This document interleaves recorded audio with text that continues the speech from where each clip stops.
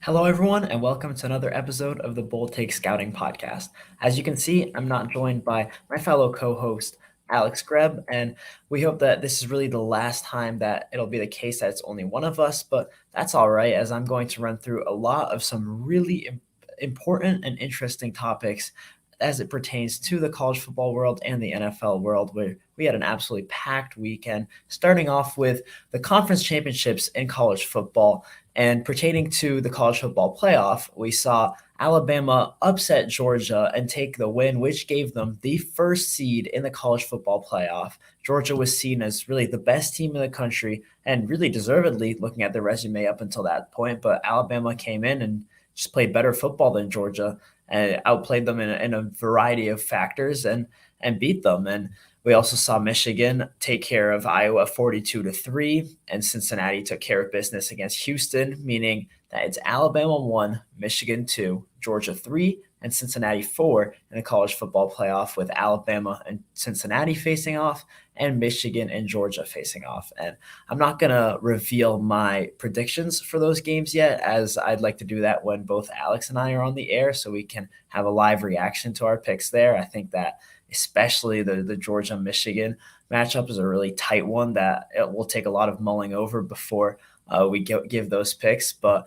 I would like to talk a little bit about that Alabama Georgia game and just how impressive of a win that was for Alabama, because as I said, it was really almost taken for granted that Georgia was the best team in the country. Alabama was coming off a really tough win against Auburn, in which they really didn't look like they were playing their best football. They went down to 4 overtimes with a mediocre Auburn team, but they came out and Bryce Young delivered a Heisman performance. I'm going to say it, because against that Georgia defense that has been absolutely stifling all year, it was really stunning to see him play that well. And Jameson Williams absolutely cooked the Georgia secondary all day. John Mechie played really well too, and Mechie did suffer a torn ACL, which is quite unfortunate.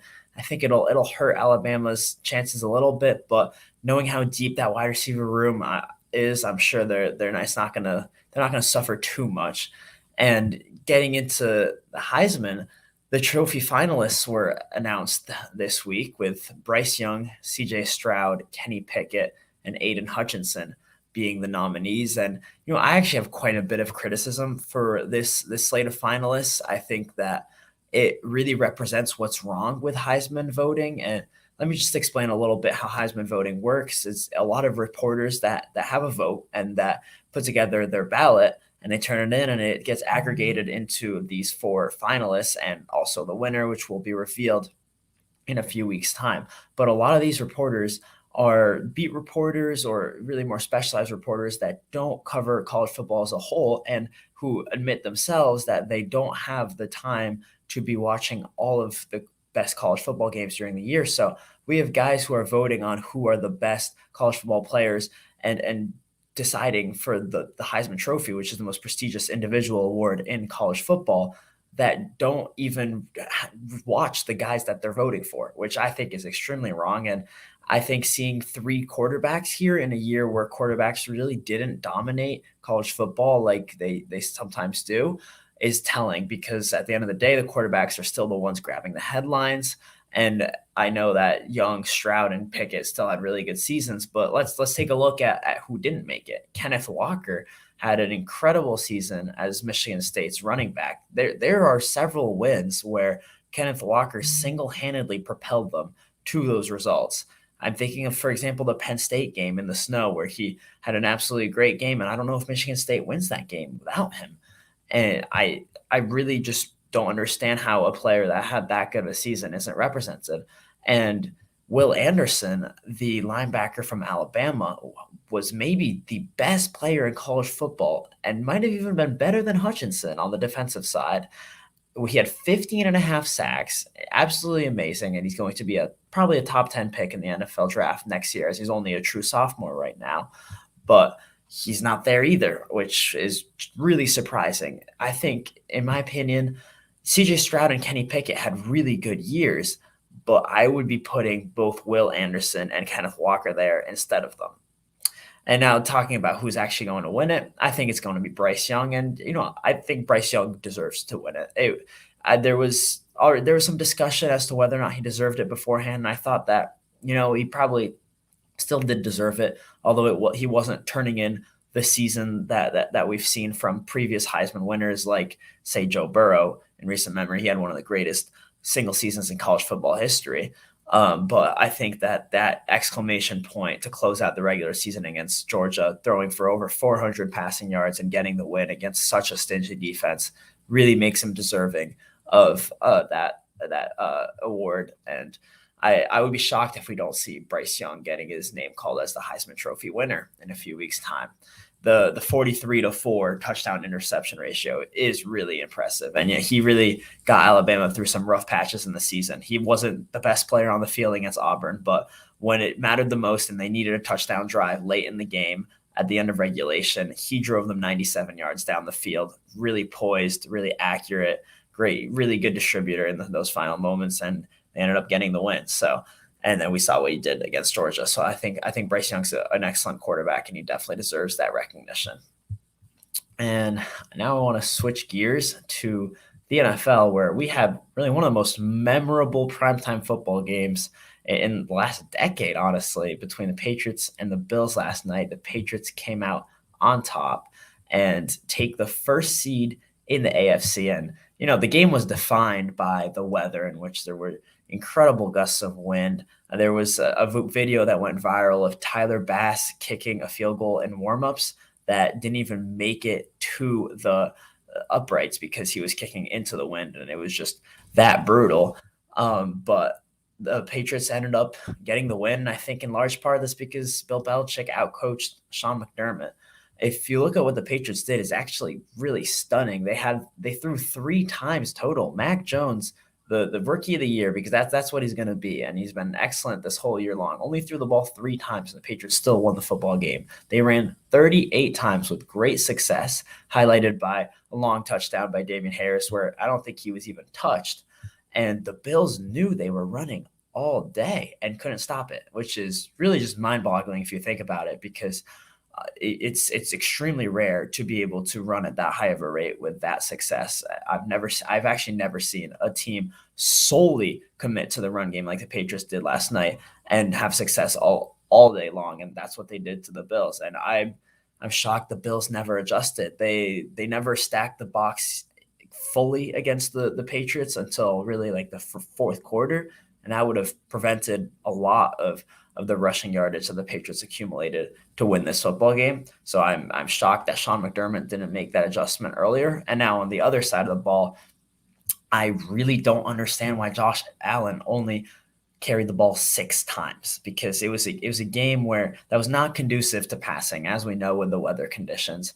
And unlike the Patriots, the Bills don't have a high-powered rushing offense. Their running back core is really one of the very worst in the NFL. But what they do have is one of the best rushing quarterbacks in the league in Josh Allen, and he only carried the ball 6 times. And if you also consider that the Patriots historically are really bad at defending running quarterbacks, it's really shocking that Josh Allen didn't carry the ball more. I think he's the type of player where, with the correct plays designed for him, and we've seen it in previous points in his career, he can be getting 7, 8, 9 yards per carry, and that would have been huge for the Bills last night. So I'm shocked about that too. And it all went into the Patriots winning the football game, and now here they are, first seed in the AFC. And a big question that everyone's asking is, are the Patriots Super Bowl contenders? Because we saw them start out 2-4, and people didn't even think they were playoff contenders. But now it's undeniable what they've done in this 7-game winning streak. And there's still some people saying that they're not, that just because I can't understand it. They don't really look like a Super Bowl contender on paper, but I'm going to say that the Patriots are Super Bowl contenders. I wouldn't put them up there in the top 3, but I think right behind that they slot in as one of the close circle of teams that are Super Bowl contenders, in my opinion. Because if you look at that team, first of all, as I said, you cannot deny the 7-game winning streak. That is incredibly difficult to do. They are the hottest team in the NFL. They have been the best team in the NFL over that stretch. And so I think it's silly to just say that they're not Super Bowl contenders. And they've beaten teams of consequence too. they've beaten the Titans, they've beaten the Bills, they've beaten the Browns, but they're not quite as good. The Chargers are a good team too, and the defense is absolutely elite. And as the saying goes, defense wins championships. And it might be a saying, but it's true. We've seen teams really get carried by their defenses to a Super Bowl ring. The Broncos in Peyton Manning's final season had a really not good offense, and they won that Super Bowl because their defense was dominant. The Seahawks won a Super Bowl with an absolutely dominant defense, and it is a really reoccurring thing to have a defense lead a team to a championship. So I think the Patriots, you can't count them out really first and foremost because of that defense. And then on the offensive side of the ball, they might not have the most explosive offense, but they've got a rookie in Mac Jones who doesn't play like a rookie. And that's the most important thing when evaluating the Super Bowl hopes.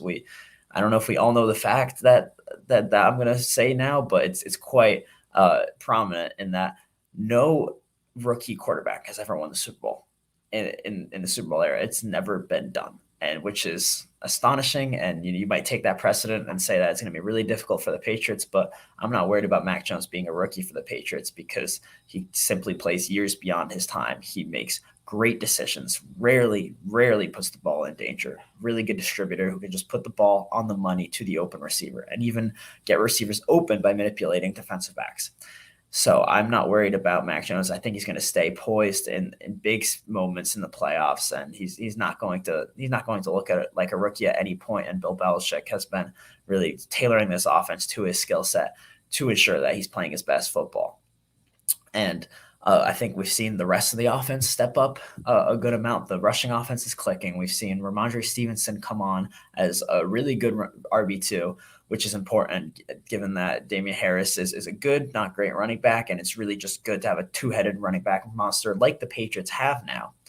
And I think that the receivers have stepped up as well. It doesn't look great on paper, that wide receiver core. We know that, but we've seen guys like Kendrick Bourne and Nelson Aguilar and Hunter Henry too go out and make plays when the Patriots need them to. So I think that the offense isn't what's going to lead them to a Super Bowl ring if it happens, but I think it's plenty good enough.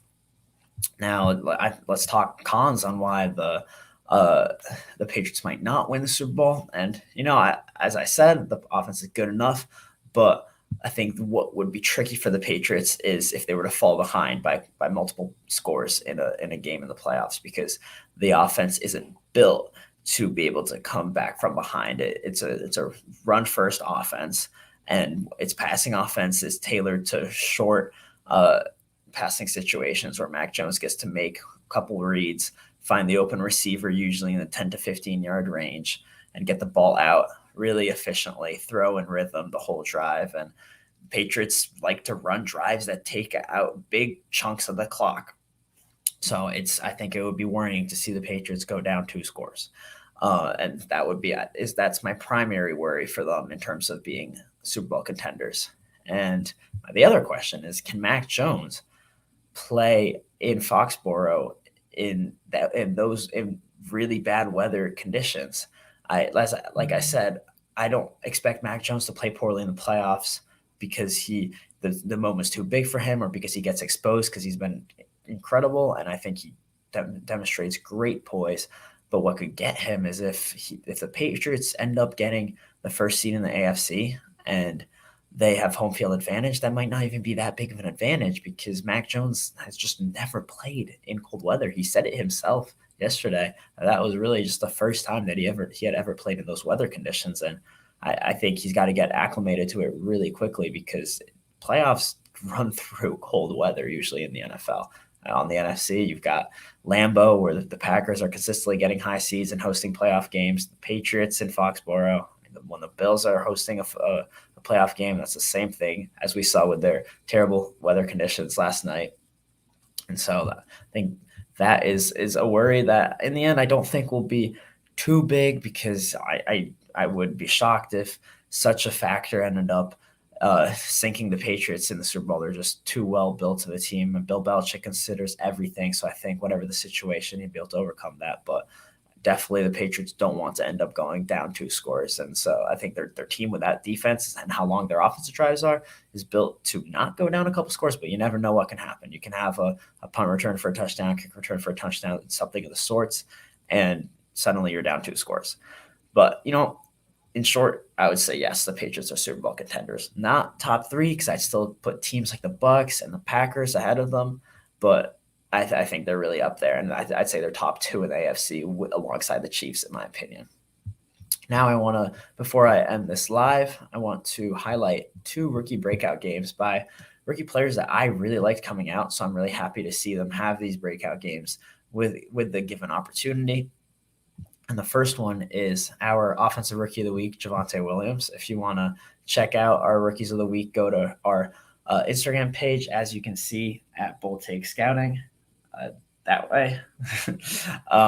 And so Williams totaled 178 yards from scrimmage. He had 102 rushing yards, 83 of which came after contact. And he is an absolute elite tackle breaker. He leads the NFL in broken tackles, and that's what I love the most out of his film. He has incredible contact balance where there are guys that he'll have multiple players at his ankles, and he'll just run through them like nothing's there. It's really, really impressive, and that's an incredible trait to have as a running back. And he also added 6 catches for 76 yards and a touchdown in the passing game. And I didn't think he was a great receiving running back coming out, but I thought it was still a plus in his game, and it made him a well-rounded 3-down running back. And if you're not familiar with our grading scale at Bull Take Scouting, it works on a round-by-round basis where any grade that starts with a 1 is a first-round grade, any grade that starts with a 2 is a second-round grade, and so on.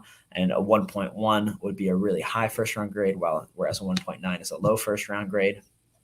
And I was actually hesitating between a 1.9, which is a late first-round grade, and a 2.0, which is a high second-round grade for Javonte Williams pretty much the whole last month of the draft season. I had all my other guys that were on the fringe. I had really decided between first round and second round.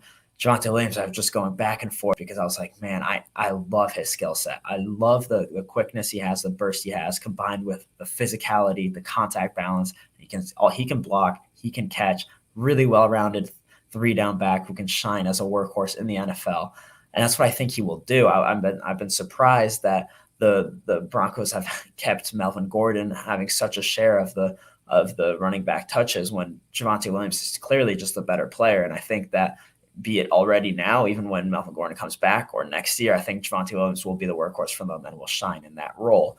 But going back to what I was saying, I was just kept hesitating between them. I ended up giving him a 2.0 because I think that running back shelf lives are just so short. You hear it very often, but when I was considering between 1.9 and 2.0, I was like, okay, given his style of play, he might not make it to his second contract, or might not be a good value for that second contract if he can't play more than a couple of years into it at a high level. So I ended up giving him a 2.0, but long story short, I loved Williams coming out. And it's great to see him break out with this type of game that he had against the Chiefs. And you also have to consider that offense is not good. And he managed to be the sole bright spot, even when the Chiefs knew that he was the primary threat. They couldn't eliminate him. And Javonte Williams is just a really good player. And on that note, the Broncos draft class is looking really intriguing. I'll just read out some of their picks. They've got budding stars in Patrick Surtain and Javonte Williams. Surtain was really one of the safest picks coming out as an elite cornerback from Alabama with multiple years of locking down top competition in college football on his resume. And he's already playing like a top corner in the NFL. And then outside of that, they've really started to get some good production from their later round picks. They had 2 third-rounders, Quinn Miners from the D3 school, Wisconsin Whitewater, who was all the rage with his great Senior Bowl. And he's starting to come on. He's made a couple starts, and he's showing his nasty run blocking ability. Baron Browning, super athletic, more on the raw side, but he's also coming on strong and made some good starts. And then even in the very late rounds, Caden Stearns, Jonathan Cooper, they've made impacts. They've gotten some sacks. And it's looking like it's a good draft class from Peyton. Now, obviously, the elephant in the room is the fact that they passed on a couple quarterbacks. Mac Jones, I think that they've already got to be regretting that because Teddy Bridgewater and Drew Lock are clearly not long-term franchise quarterbacks for the Broncos, and Mac Jones is already playing at a great level. Justin Fields can also definitely end up making them kick themselves for passing on him too.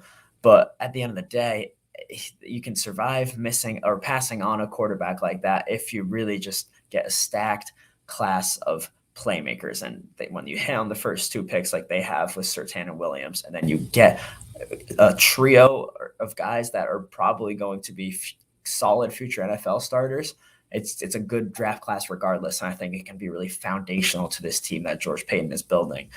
I think that if they get that quarterback, be it in free agency or a trade or in the NFL draft, this franchise is trending in the right direction with the draft class that George Paton put together in 2021. The other rookie that I wanted to highlight who had a breakout game was Amon-Ra St. Brown. He had 10 catches for 86 yards and a touchdown. That touchdown was the game winner for the Lions to win their first game of the season.